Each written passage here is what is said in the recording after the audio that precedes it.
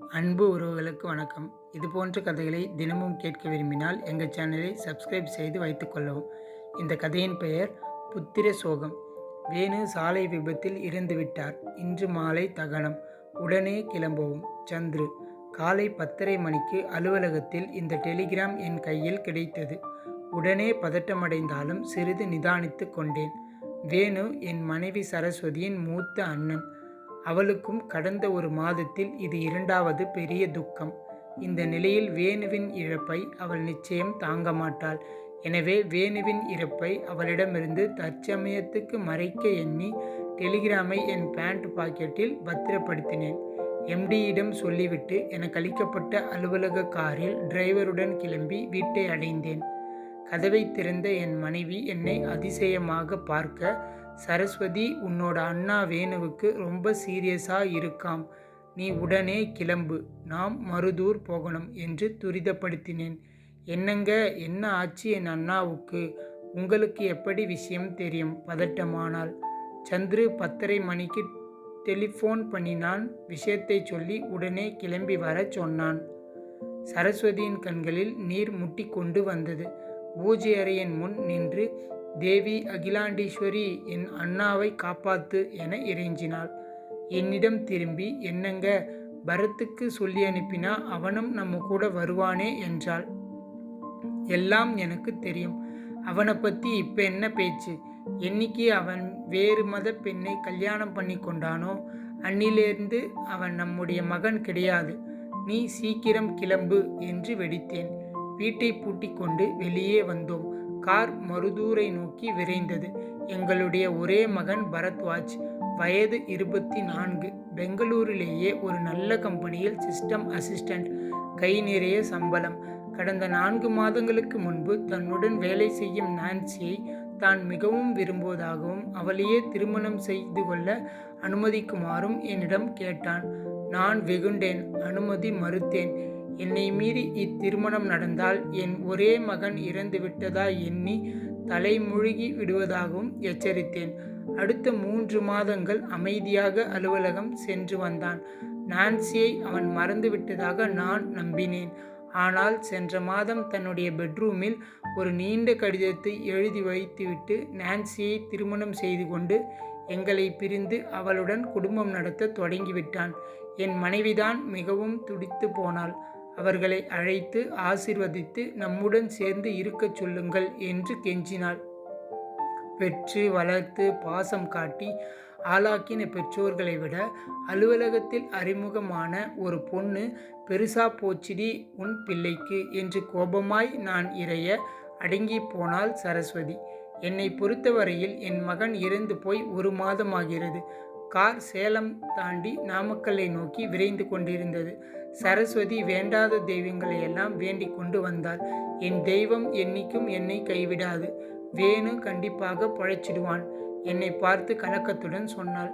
Pant பாக்கெட்டில் இருந்த டெலிகிராமை தடவி பார்த்தேன். மனதை உறுத்தியது. டெலிகிராம் வந்த உண்மையை இப்போது சொன்னால் இவள் என்ன செய்வாள் என நினைத்து பார்த்து ஒரு கணம் பயந்தேன். வழியில் காரை நிறுத்தி இளநீர் குடிக்கச் சொன்னேன். மறுத்துவிட்டாள். நானும் டிரைவரும் மட்டும் குடித்தோம். நாங்கள் மருதூரை அடையும் போது மாலை மணி 5. காரை விட்டு சரஸ்வதி அவசர அவசரமாக இறங்கும் போதே அவளுடைய 2வது அண்ணன் ஜம்புநாதன், வேணு நம்மை விட்டு போயிட்டாண்டி என்று கதறியபடி எதிர்கொள்ள, இவளும் பெருங்குரல் எடுத்து ஓவென அழ, அங்கிருந்த இன்ன பிற உறவினர்களும் இவளுடன் துக்கத்தினால் வெடிக்க, அந்த இறுக்கமான சூழ்நிலையில் நானும் கலங்கி போய் ஈச்சேரில் அமர்ந்தபடி கண்ணீர் விட்டு அழுது கொண்டிருந்த என் வயதான மாமனாரிடம் போய் நின்றேன். இந்த பாவியை கொண்டு போயிருக்க கூடாதா மாப்பிள்ள? தள்ளாத வயசுல நான் எதுக்கு இன்னும் உயிரோடு இருக்கணும்? என்னை கொண்டு போயிட்டு வேணுவை உயிரோட விட்டு வச்சிருக்க கூடாதா? கடவுளுக்கு கண்ணில்ல மாப்பிள்ள என்று துக்கத்தினால் அரற்றியபடி தலையடித்து கொண்டார். மரியாதை நிமித்தமாக அவரின் நடுங்கும் கைகளை பற்றி கொண்டு அவர் அருகில் தரையில் அமர்ந்தேன். பிறந்து தவழ்ந்து நடந்து ஓடி பெரியவனாய் வளர்ந்து வேணுவின் ஒவ்வொரு அசைவுகளையும் உணர்ந்து அனுபவித்து வளர்த்தவன் நான். புத்திர சோகம் மட்டும் எவனுக்குமே வரக்கூடாது. ஏன்னா சோகத்திலேயே பெரிய சோகம் புத்திர சோகம். மற்ற உறவுகள் அப்படியல்ல மாப்பிள்ள. மனைவி பாதியில் வந்தவள், சகோதர உறவுகள் பாதியில் பிரிகிறவர்கள். ஆனால் மகன் அப்படியல்ல. நம் இரத்தம், உணர்வு, பிரதிபலிப்பு, வாரிசு எல்லாம் அவன்தான். அதனால்தான் புத்திர சோகம் கொடுமையானது, வேதனையானது. இந்த 84 வயசுல எனக்கு இது தேவையா என்று அழுகையினுடைய பெரிதாக புலம்பினார். வயதான ஒரு பெரிய மனிதர் அழுது அன்றுதான் நான் பார்த்தேன். மிகவும் கலங்கி போனேன். மறுநாள் காலை அழுதழுது முகம் வீங்கியிருந்த சரஸ்வதியிடம் நான் பெங்களூர் கிளம்பி செல்வதாயும் 10வது நாள் திரும்ப உத்தேசித்துள்ளதாகவும், விரும்பினால் அவளும் என்னுடன் வரலாம் என்றும் சொன்னேன். நீங்க எப்படியோ போங்க. என் அண்ணாவை விட இளநீர் உங்களுக்கு பெரிசா போச்சு. அதுக்கு வண்டியை நிறுத்திய நேரத்தில் இங்கே வந்திருந்தா வேணுவின் முகத்தை நான் கடைசியாய் பார்த்திருப்பேன் என்று வெடித்தாள். மனம் நொந்த நிலையில் அவள் கொட்டிய வார்த்தைகளுக்கு பதிலேதும் சொல்லாது, சம்பிரதாயப்படி யாரிடமும் சொல்லிக் கொள்ளாது மருதூரை விட்டு காரில் தனியாக டிரைவருடன் பெங்களூர் கிளம்பினேன். என் மனசு மிகவும் சங்கடப்பட்டது. வேணு எவ்வளவு நல்லவன்! எதற்கும் கோபப்படாமல் அமைதியாக அதிர்ந்து பேசாது இன்முகத்துடன், இறப்பு என்கிற நிரந்தர உண்மைக்கு முன்னால் எல்லாமே பொய்தான்.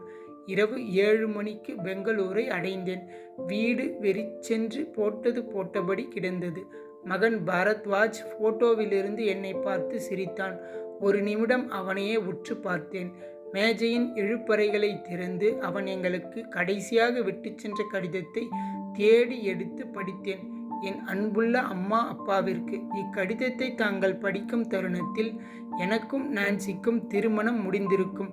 உங்களுடைய ஒப்புதலுடன் ஆசீர்வாதங்களுடன் இத்திருமணம் நடக்கும் என மிகவும் எதிர்பார்த்து ஏமாந்தேன்.